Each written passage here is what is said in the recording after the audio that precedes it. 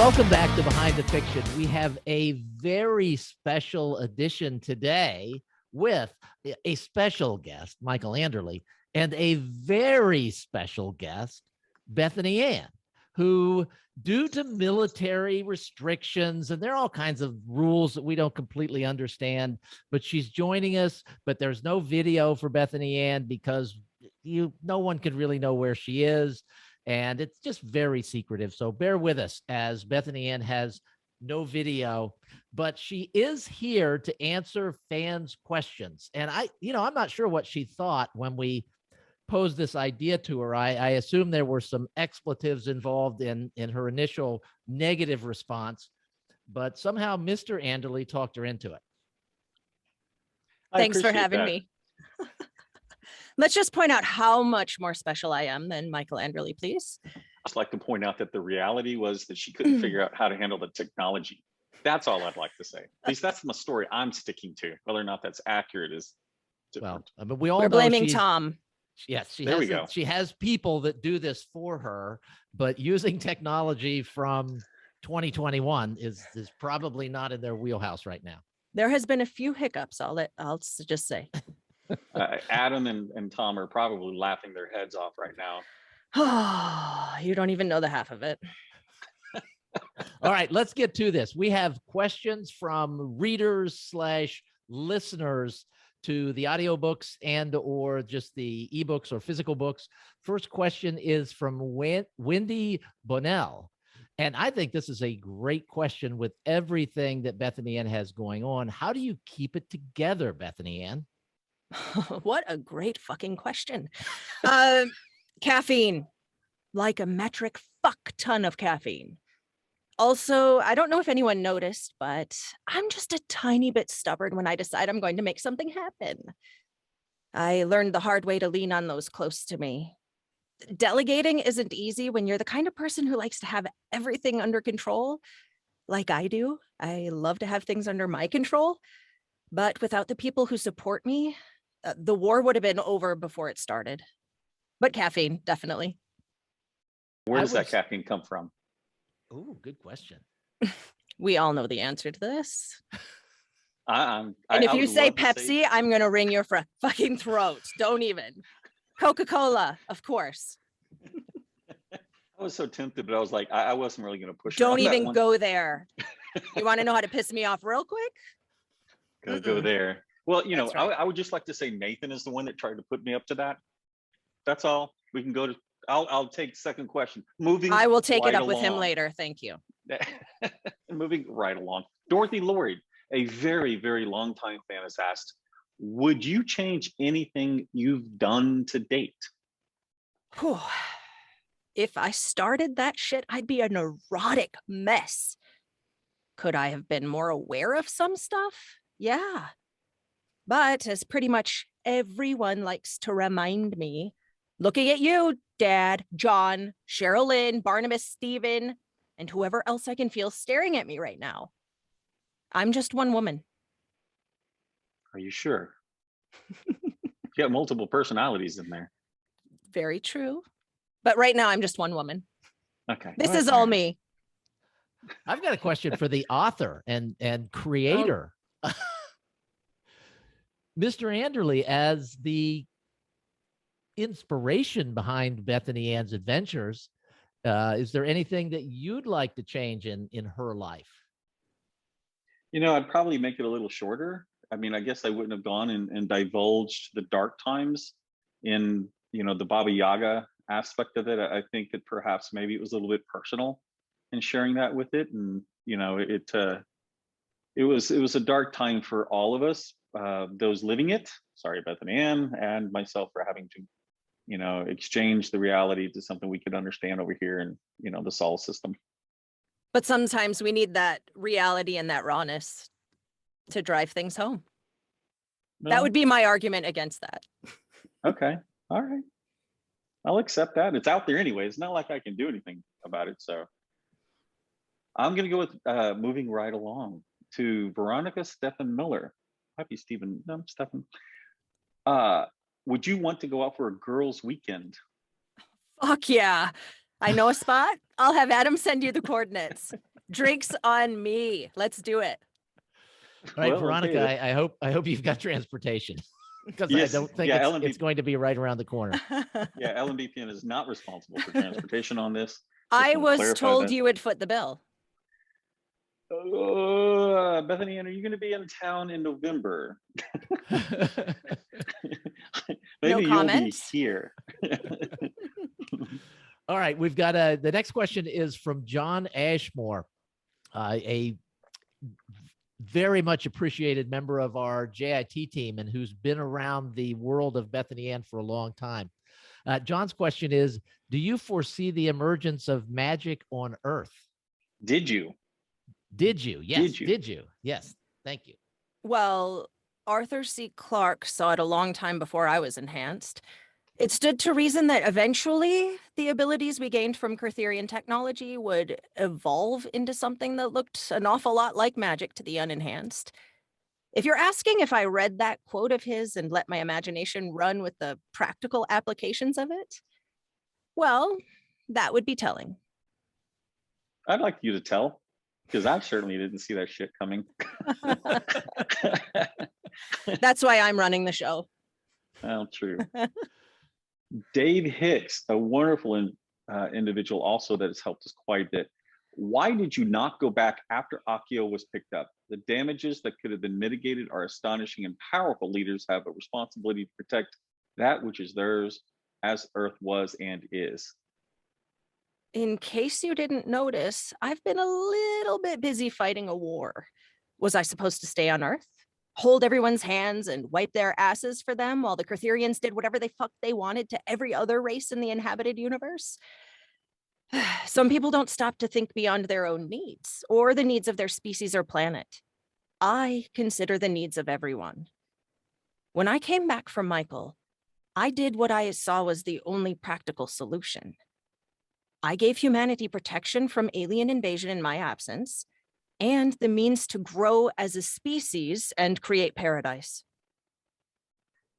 I mean, I don't even can't begin to fathom the amount of hard nights that have to come to someone that has been at your level and made decisions which affect thousands and or millions of lives. So I appreciate Dave for asking that question. And the reality is, like, even now for those, the leaders of the countries around the world, sometimes they end up with bad things to people you love. And it weighs heavily. Yeah. Your turn, Steve. Next question is from Deb Bader. Do you, oh gosh, I am having a hard time not laughing reading the question. Do you feel you've mellowed over the years? As in, do you still feel the same drive and urgency as you did when you first started? Or do you think the years and centuries, now this is not my question, this is Deb's question. Do you think the years and centuries have made you see things differently? Who said I wasn't mellow? Like, seriously. Not me. Not. Yeah, no. Okay. Fair enough. Mellow is not a word that can be used to describe me, I'll be honest. The urge or drive or whatever you want to call it to protect those weaker than me has always been a part of my personality. I can't stand fuckery. I get pissed even thinking about it. I hate bullies at every level, whether it's the big kids picking on the little ones in the playground, people in positions of power taking advantage of the ones they're supposed to look out for, or fuckface Cartherians bent on forcing their way of life on the unenhanced. I've learned that I can't intercede in every situation personally. Luckily, a lot of people I've met along the way have the same intolerance for bistock shit as I do. Still, in those moments, I'm just a girl standing in front of an asshole who's about to punch a one-way ticket to the afterlife of their choice. So you at least give them a choice. You admit that far. Fuck that, Michael. You know me better than that. You've grown very politically wise. Yes, they think they have a choice. Yes. Behind curtain number 1 is death. Behind curtain number 2 is painful death. See, there's a choice. Behind curtain number 3, instant death. Please choose Reasonable. one. All reasonable choices. Oh, Don't so- fuck with so- me or those I love and I'm trying to protect. Yeah, okay, granted, but you did kind of expand on the definition of those I love. It's damn near everyone else Yes. in the universe. Diane L. Smith would like to know, do you have any regrets? Yeah. I should have cleaned out the Louis Vuitton stores worldwide before I left Earth. Do you know they don't last for more than a few years if you wear them constantly? I thought they would have a little bit more wear, but I need more. Okay, but yeah, I don't think that you actually wore them as most normal ladies wear Louboutins. I think most of them predominantly stick them on their shelf and No. gaze longingly at them. Well, they're missing out. Should be everyday wear. Well, I mean, if I'm not mistaken, I think you had like a full container of them. Perhaps, maybe. Just stop. We don't need to go any further. Oh, okay, fine. Yes. Fine. I understand. I like the way Bethany Anne is taking control of this interview. Okay, Steve, did you expect anything else? Come on. I did not. Let's be honest. Next question is from Sarah Weir, an author and longtime member of the Crotherian family. How do you keep the same fighting drive for hundreds of years without burning out? Oh, I've burned out. We just touched on this. Fuck, so many times I've burned out. You remember when Baba Yaga made her first appearance? Burnout manifesting as the galaxy's largest temper tantrum, which, it happens, so don't judge. See, I don't like to be told what to do, not even by my own body and mind, let alone the 2 hitchhikers I have. Shit happens and we move through it or we get buried by it. I don't give in, and I sure as shit don't give up. When you've lived as long as I have, you learn to utilize those moments, to make them a plateau to replenish your energy before you push to the next level. Of course, having a bunch of Crotherians to hunt down does help to work out the frustration element. Not gonna lie on that. So out of curiosity, the sheer quantity of times that you've gone out on dates with your significant other who has a very similar name and yet not the same. How many times did y'all just go out and find some Crotherians to kill? I mean, that does seem kind of a dark date. Wouldn't you love to know the answer to that? More If often than not, because what says romance like killing Crotherians? That, we both enjoy it. So why are we going to sit down to dinner when we can go work up a little bit of an appetite? Yes. I see. Very well. It hits heck, the it's my spot turn. more often than not. Zach Pelter would like to know if you would take him with you. Oh, honey, that asteroid has sailed. You weren't on it. So I'm taking that as a not this time. Perhaps another. Too late. Too late. Okay. Potentially. That sounds like a Potentially. door number 1, door number 2 situation. So Yes. I think you just kind of accept that. Yeah, you didn't get to go on the ride and move on. Missed out. Larry Omans, do you miss your F12 Berlinetta? Oh, That was a good car. next question. Okay. Jackie Hankard Brody. I'm sorry if I mispronounced your name. Since you seem to be immortal, Bethany Anne, do you and Michael, your husband, not me, plan on having any more children? Ooh, good question. Thank you for that clarification, Michael Anderle. Yes.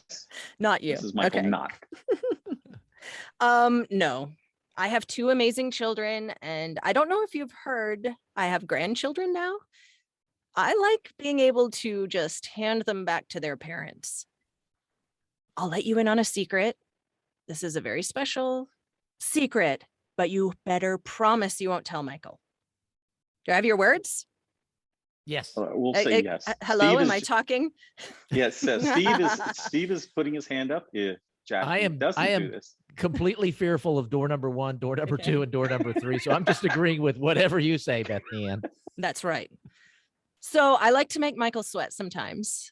like when I'm planning a remodel of the Baba Yaga, I'll let him think I'm feeling a little restless.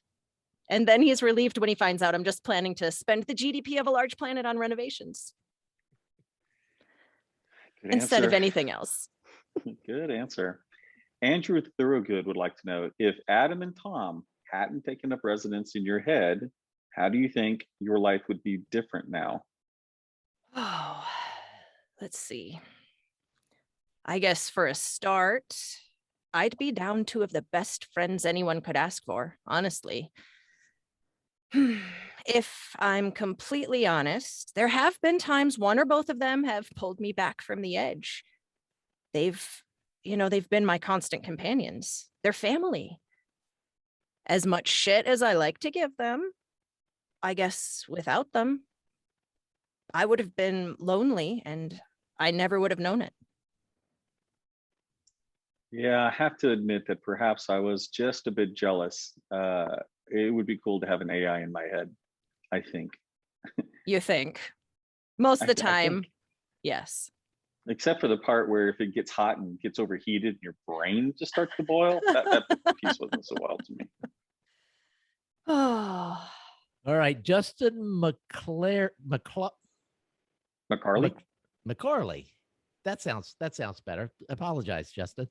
I apologize, Justin. With the existence of the etheric, would it be possible for other similar or even vastly different planes to exist and possibly be of some use?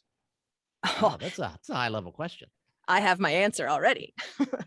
Did I ever tell you about the time I found myself in this weird ass dimensional dream? Did I ever tell you guys? No? Okay. Thank you. Now that I know you're listening. No. I'm sure Frank released a book or two about it. I really thought you were talking about to Justin, so I wasn't going to interrupt. Sorry, my bad. My bad. Door number one or door number nice two? Cover up. Nice cover up, Michael Anderle. Pretty sure they all end up in the same location.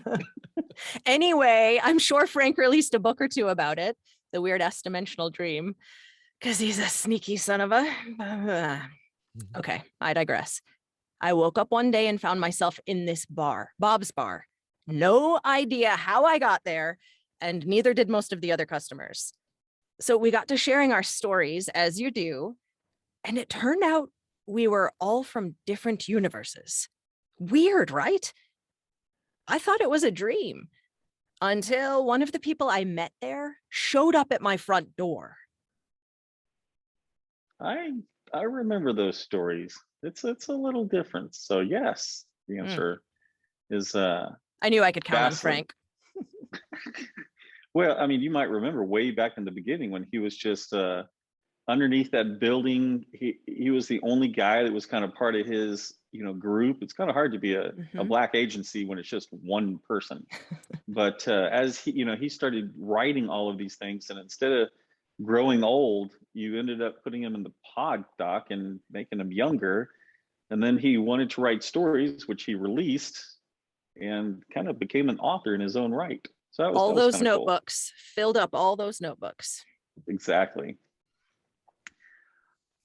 Jay Davidow would like to know, if your and your Michael's roles have been reversed, what do you think would have been the major difference over the 1,000-year span?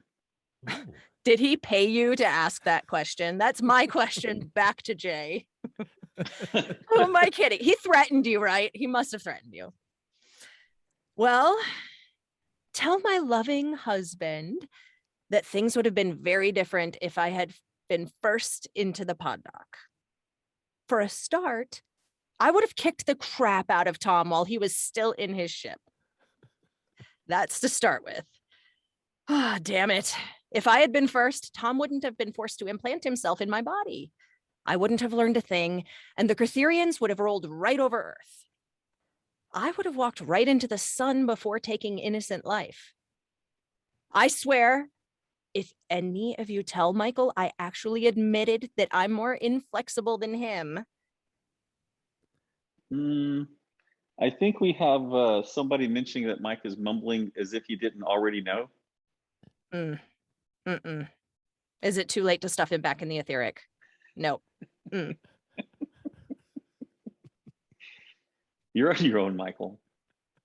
couch for you. If he's lucky. Philip Bowerly asks, what do you reckon the guys in Antarctica are doing? Oh, did we forget to give them a ride home? Oopsie. Jail Shepherd would like to know why Coke. I mean, what the hell? Jail, are you a Pepsi lover? I mean, I almost harsh to even ask this question. I'll ask. I don't even though. like where this is going. I don't don't like the subject matter. Oh, but let's hear it. Why Coke and not the other one? Oh my God. Are you kidding me? Because I have didn't ask this. taste. Yeah, I know you didn't, Michael Anderle. This is, yeah, you know why I'm pissed off about this. Seriously, even before I was upgraded, that shit tasted bad. I'd rather drink battery acid. Oh, bleh. It would leave less of an aftertaste. I can't even think about Pepsi right now. I need a Coke. I would happen to say that because of your adamant desire for Coke, Bethany Anne, that I've had to suffer more fans sending me Pepsi supporting PR crap and videos than any one person should have to deal with. Next time we get into a contract where I have to deal with your life, I'm putting that into the clause that's like, what is the money when you're in, military operations, hazard pay? I want hazard pay for that shit. And Just I'll saying. say, better you than me, motherfucker. Okay, all right. Yeah, she would say that. Yeah, she just did. Yeah, she did. Eric Hernandez said, what made you so willing to sacrifice for others? What makes some people so unwilling? Maybe that should be the question. My whole life, I've been blessed to know people who made larger sacrifices than I ever have. What's a few centuries when I have millennia? What is that compared to someone who has only a few decades dedicating the prime of their life, risking injury and even death to fight for the greater good? What is my pain in the face of mass injustice? It's really no sacrifice in my eyes. I have the power to effect change and more to enforce it. To refuse would really make me as bad as the bad guys. That's kind of a deep question, Eric. Appreciate you taking us off the whole Coke versus Pepsi thing there. And kind of maybe perhaps a little bit in the same vein, Jeff Bates would like to know, oh, Jeff, you should not have asked this. Can I have a vial of your blood so I can have some of those nanosites? Yeah, not happening. Okay, that was a very short and sweet question. Period. Tammy Albright Seiler asks, just when are you going to start the MPPS on Earth? Right? If only I could have instituted that before I left, maybe WWDE wouldn't have happened. Don't get me wrong, I was pissed off with the state of things back then, but it was never my place to tell humanity how to live. Okay. Jim Bentz taking us back into the cute area. Can I adopt one of the puppies? Oh, as I understand it, the puppies choose who they adopt. But who knows? You could be one of the lucky ones. I don't have a puppy. I just want to point that out to everybody. That's sad. Oh. That's sad. So we better get off that really quickly because this is an upbeat podcast upbeat. video. Very upbeat. That's really sad though. Rob Ballin asks, may I fight for your cause? I give you my loyalty and lay my honor at your feet, my queen. Just point me in the direction of the enemy and I will bring your justice to them on the tip of my sword. That doesn't really sound like a question. Sounds more No, like a not at statement. all. I think I've heard of this guy though. I appreciate the passion, but I don't want scuff marks on my shoes. I can point you to the sign up website instead, Rob. There we go. We have a website. Kurt Spa would like to know, can you gate between realities? Because we really need you as this one on Earth, where I fear we're going to blow ourselves up as well. I wish I could. All I can do is say this. You have the power to be the change you're wishing for. The smallest action ripples outward. Be good to the people around you. Practice empathy for others, especially those who are different from you. and take zero shit from bullies. I thought she was doing so well into that last sentence. We could Mm. put this on a t-shirt. Ooh, never mind. You can still put that on a t-shirt. True. Mm. Very true. All right. David Laughlin. Why did the Nanosites manifest in the magical forms they did back on Earth while they didn't with any of the characters in space the same way? I.e., BA never caused plants to grow. Are these latent and abilities we just don't know about that could be done and just weren't? Okay, so Nanosites work changes based on the host's will. Also, we did a lot of work to develop them over the years. There is a difference between the Nanosites in the space-based population and the Earth-based population. Think of it like the difference between the earlier operating systems and computers you had available to you and the... Wait, what year are you in now? 2021. Oh, so early? Okay, let's think of it another way. The Nanosites I gave to Earth behaved like Cyberpunk 2077 on launch day. The first attempt was buggy as fuck, so we upgraded them so no one had to walk around with their avatar's junk hanging out. Steve. Yeah, I'm speechless. I'm just gonna go on to the next question from Okay. Justin McKnight. May I get a full workup in the pod doc and get my own AI? That depends. What are you willing to give to earn it? The only route to what you're asking is ad eternitatum. Every one of my people with those advantages has given their all to ensuring that people living ordinary lives get to do so in peace. And just be aware that many of those that were on that path never made it due to sacrificing themselves on that path. That's right. Stephanie Noel would like to know, is it hard living so long? Does it become harder to relate to others because of the vast experiences you've accrued? Oh, that's a great question. Would it surprise you to know that it becomes harder not to relate to others? That living through so much has given me insight into most mindsets? I was, and still am, hot-headed. True. Oh, shut up. Whatever. However, my ability to empathize has grown along the way. You know, it's a blessing and a curse. A blessing because I'm more able to make judgments that don't weigh on my conscience. A curse because all too often I have to make those judgments. Understanding why someone who did the wrong thing chose their actions doesn't take from the fact that they acted that way. It really doesn't. Glenn Boyer, choose one: shoes or Coca-Cola? You motherfucker. I choose not to choose. Women's prerogative. Oh, well, I'm not answering that because my wife might listen to this at some point and I don't want to get caught myself. Let's hear your answer. Let's just hear it. No, it seems like a great answer. The answer is, let's go to Nat Thongchai.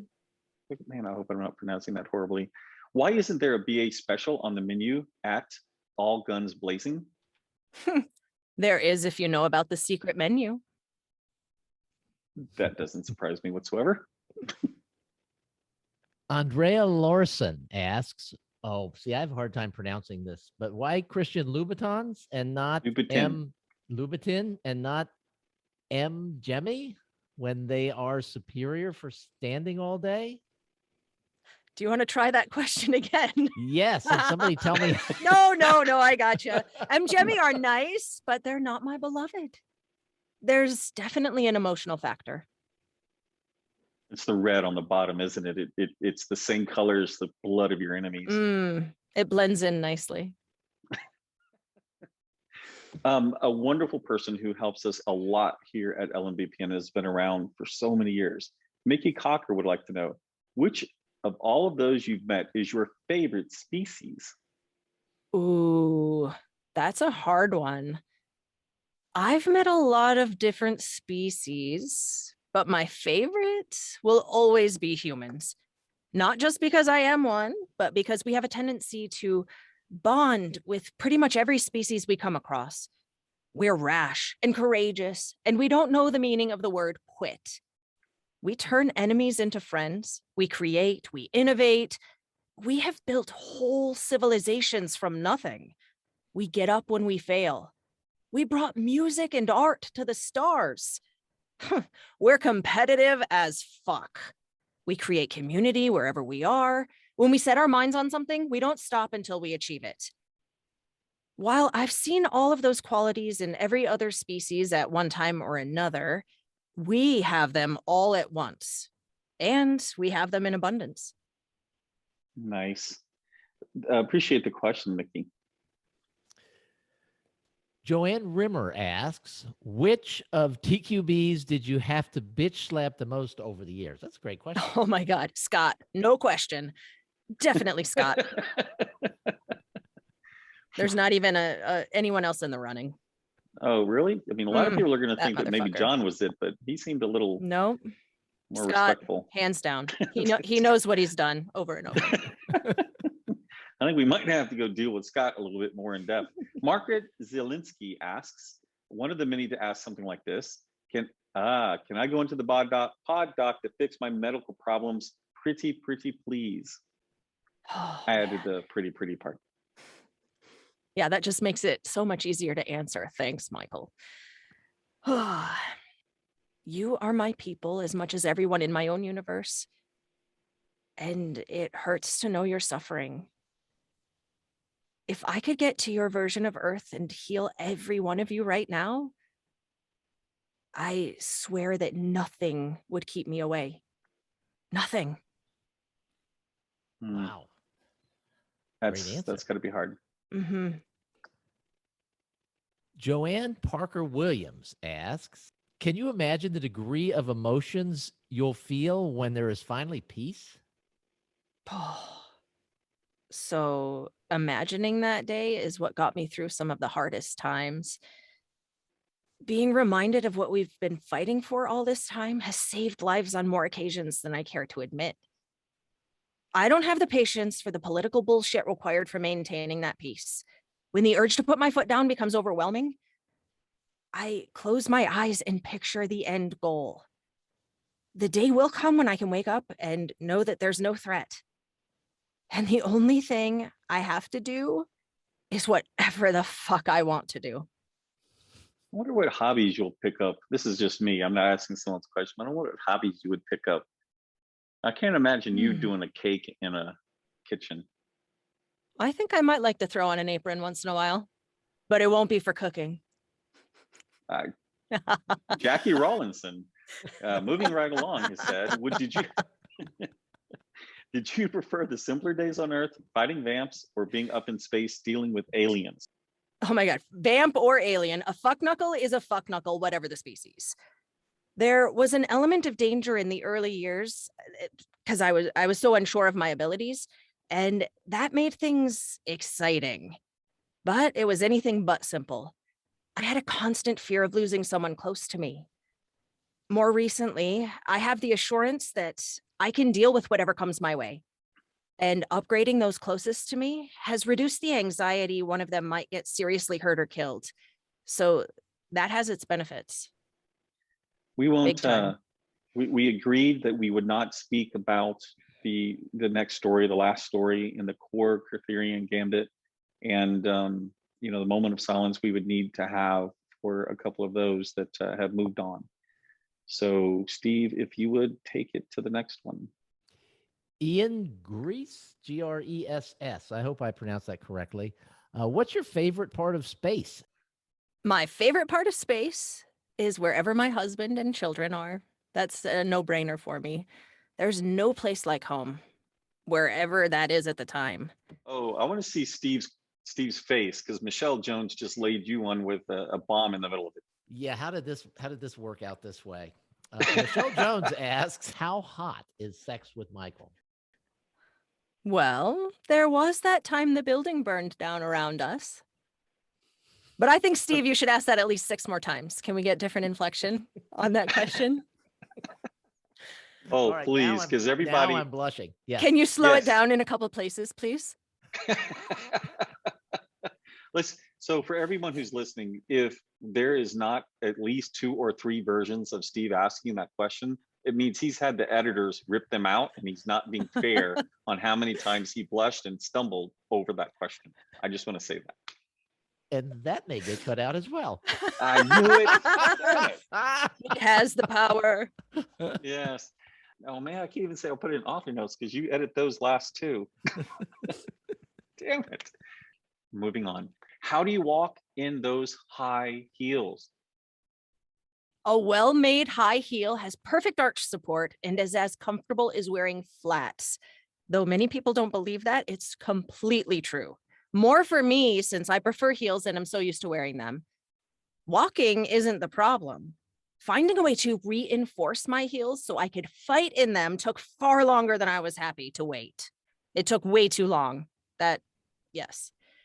Michael and I had a recurring discussion about the viability of heels back in the early days, but I see no reason a woman shouldn't look good and kick ass. He thought it was vanity on my part. Until I kicked his ass and proved to him that I could run and fight in whatever footwear I chose. So just out of curiosity, was he wrong about the vanity part? He wasn't wrong about the vanity part. We'd still get him an ass. And I'm kicking. okay to admit that. That's fine. Because I look fucking good. Susan Eisenreich asks, what do you miss most about Earth? That's a hard one. I've spent more of my life living on asteroids, spaceships, and other planets. Some of them were even Earth-like, but none of them were home. I suppose it's kind of like you would feel going to stay with your parents. That feeling of being in the place you belong. Nice. James Swat would like to know, can he join up and get a Gene Dukes special? Everyone always wants a Gene Dukes special. Do you know how Alright. much shit that woman gives me every time she gets an order for those? Okay, I'll make you a deal. You tell her face to face that you're adding to her workload and you survive the consequences, and we'll consider that your onboarding. Good luck with that, James. Danny Dejas asks, if you still have a bucket list, and if you do have one, what's the first thing on it? I think everyone will find the only thing left on my bucket list boring. Okay, I want to wake up every morning, look into Michael's eyes, and know we don't have to get up and fight. That's it. I give that about 2 months before you're like, yeah, I'm doing something. True. Lisa Shepard would like to know, Bethany Anne, why your shoe obsession? It's kind of, she admits this is a dangerous ground for a newbie reader, but nothing ventured. Oh, well, before Tom so graciously gifted me with a little more height, I was a short ass, at least in comparison to most of the guys I worked with. That's part of one reason. That's part one of the reason. Part two is that I grew up in a military world where femininity was equated with weakness. I fucking hated that shit. I was an all-around badass, and I didn't see why I should conform to masculine standards to prove it. So I didn't. I won't deny I loved the reaction that got from the asshole section. The more pushback I got, the higher the heels I wore. Part three. Have you seen how good I look in Louboutins? Ah, there you go. Yeah, now is when we really wish we had the video. Sorry. Matt, how did you get oh my God. Matt Hudson-Byler, Hudson sounds pronounced right. What did you think about your team taking the cocaine from Clarita's safe? So far, that is the only mention of her or her team taking narcotics. Just wondering. It wasn't the only time we cleared out someone's drug stash. It might have been the only time you heard about, though. I claim guilty on that one. Some of that I just left out. There's always someone waiting to fill a power vacuum. Why leave the bad guys a way to recoup the income we just wiped out along with their boss? No reason we should make it easy for them. When we do a job, we do it right. Excellent. Well, thank you, Steve. Thank you, Bethany Anne, for joining us. And Thank you. answering Thank you. all You're of these welcome. questions from the fans. There were some And, great questions.